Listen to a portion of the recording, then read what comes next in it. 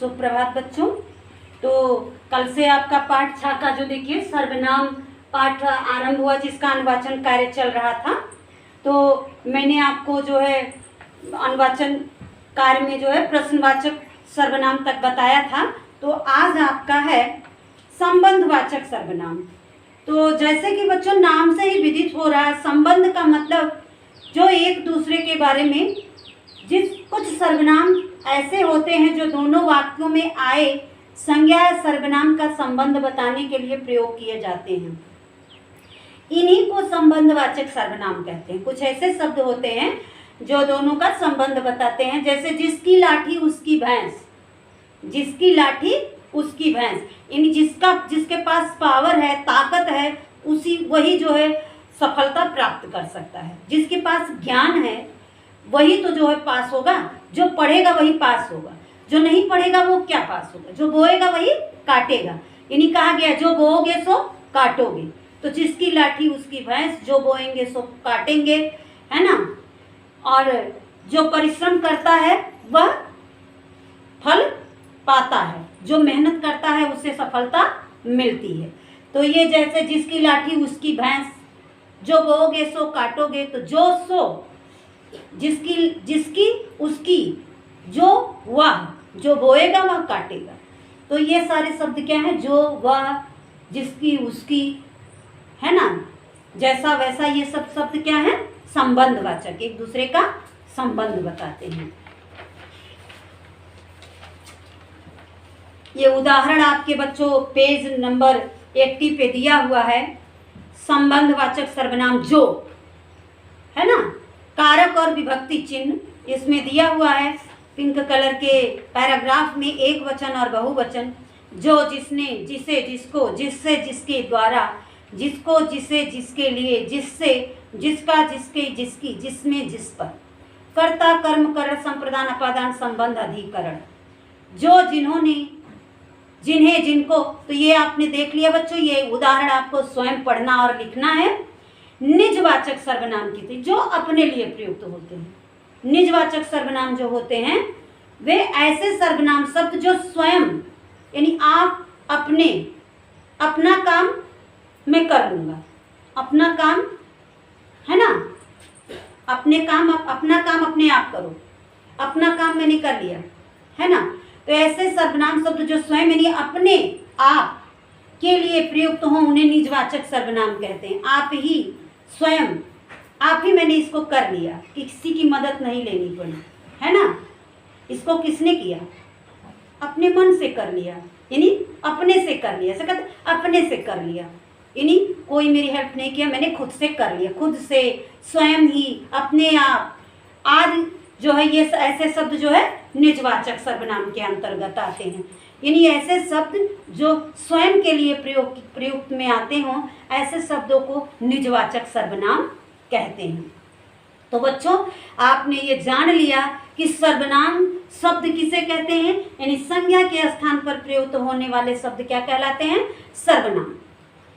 और सर्वनाम, जब हम सर्वनाम शब्द का प्रयोग करते हैं तो यह जरूर ध्यान रखना चाहिए कि उस वाक्य के जो हम पैराग्राफ बोल रहे हैं, जो लेख बोल रहे हैं, जो मतलब अनुवाचन हम करा रहे हैं या स्पीच दे रहे हैं, उसमें एक बार संज्ञा का होना आवश्यक है। संज्ञा शब्द का प्रयोग एक बार जरूर होना चाहिए, तब उसके बाद हम सर्वनाम शब्द का प्रयोग करेंगे।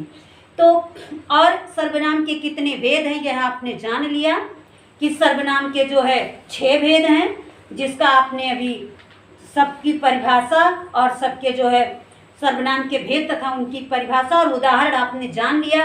उदाहरण आपके उस पर दिया हुआ है, जहाँ आपकी ये इनकी विशेषताएं दी हुई है, इनकी परिभाषा दी हुई है, वहीं इसका उदाहरण भी दिया हुआ है।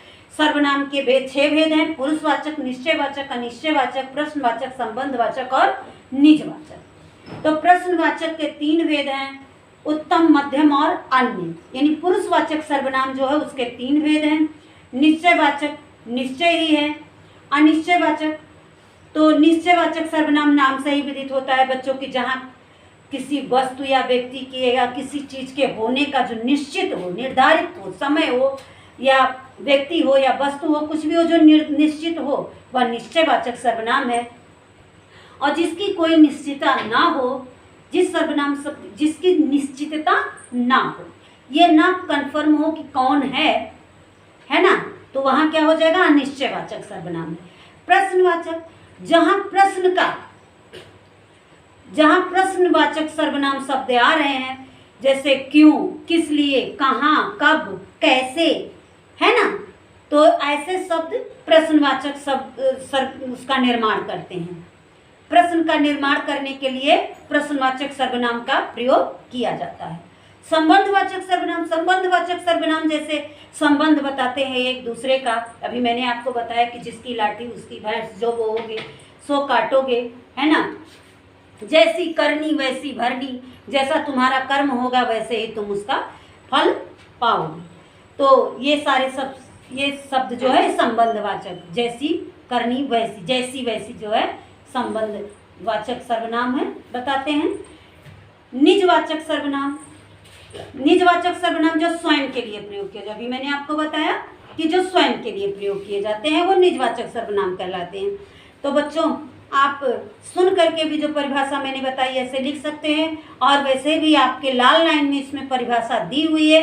तो आप पहले जो है जैसे ऐसे लिखेंगे कि पहले यहाँ ये है सर्वनाम। तो सर्वनाम किसे कहते हैं, संज्ञा के स्थान पर प्रयुक्त होने वाले शब्द सर्वनाम कहलाते हैं।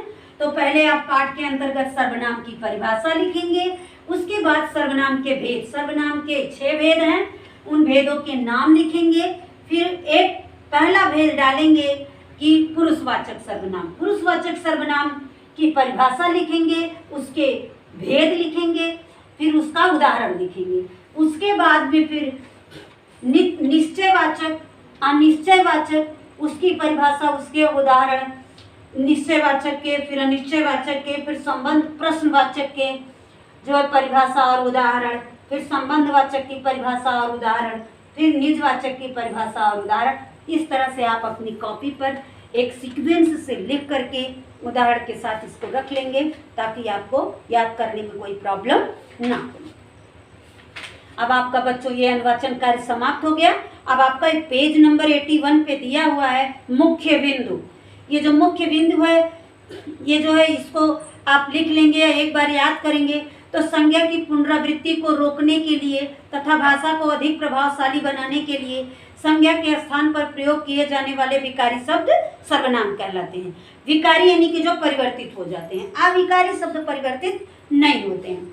सर्वनाम के प्रयोग से कम एक बार संज्ञा का उल्लेख, मतलब मुख्य बिंदु दिया हुआ कि इसके अंतर्गत क्या होना आवश्यक है, जो पाठ के अंतर्गत मैंने आपको बताया। तो आप बच्चों इसे पढ़ करके और इसको आप अपनी कॉपी में लिखेंगे। तो आज के लिए बस इतना ही। अब इसका अभ्यास कार्य मैं आपको जो है कल करवाऊंगी। तो आज के लिए बस इतना ही। धन्यवाद।